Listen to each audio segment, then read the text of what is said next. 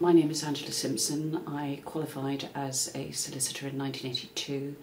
I have specialised in family law with Hudgell and Partners since approximately 1987, particularly divorce work, financial disputes arising out of divorce, children matters and domestic abuse.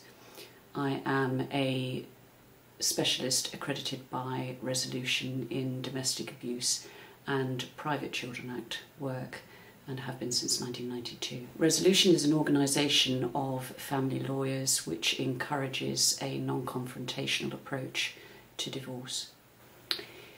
The ground for divorce in the UK and Wales, there is only one ground, which is irretrievable breakdown of the marriage.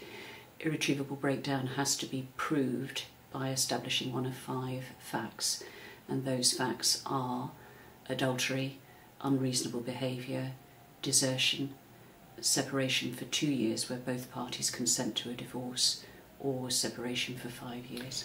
The time frame for obtaining a divorce is usually between 4 and 6 months if the divorce is undefended. The person requesting a divorce and presenting the petition to the court is called the petitioner.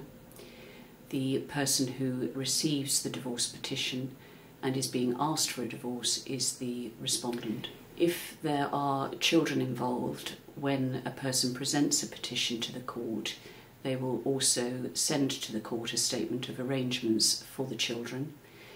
That statement is designed to inform the court as to the arrangements for the children, and so it will tell the court where they're living, what the contact arrangements with the non-resident parent are likely to be, where the children are being educated, how they're being financially supported, and so on.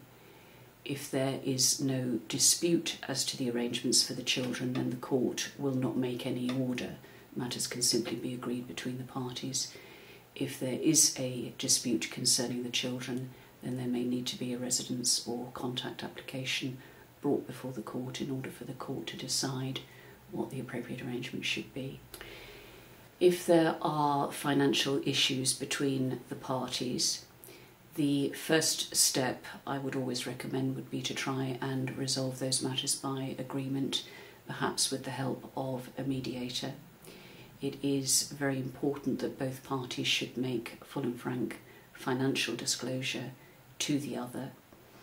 If matters can be agreed, the financial agreement can be incorporated into a consent order which can be presented to the court and approved by them on or after pronouncement of the decree nisi.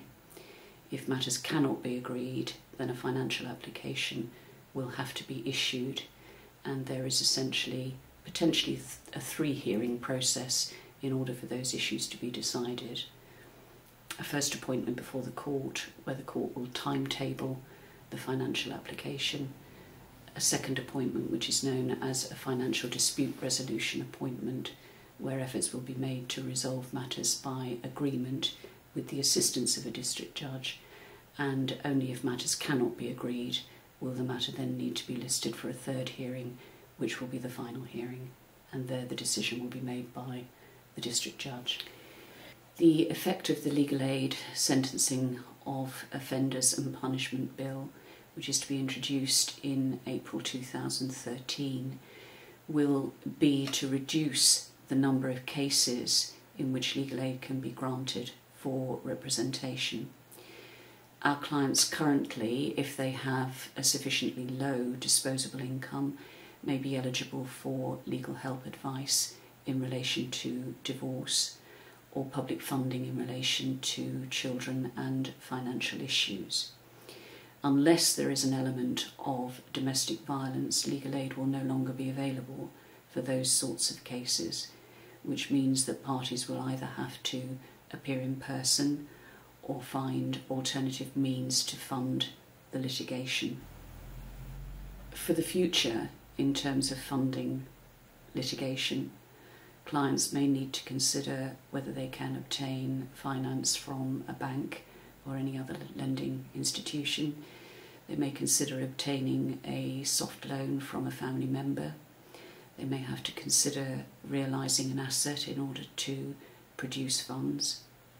Sometimes their household contents insurance policy may cover legal representation, and they should always check that.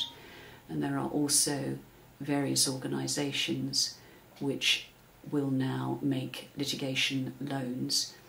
These work by a loan being advanced to the lawyer, upon which the lawyer can draw down in respect of invoices submitted to the client.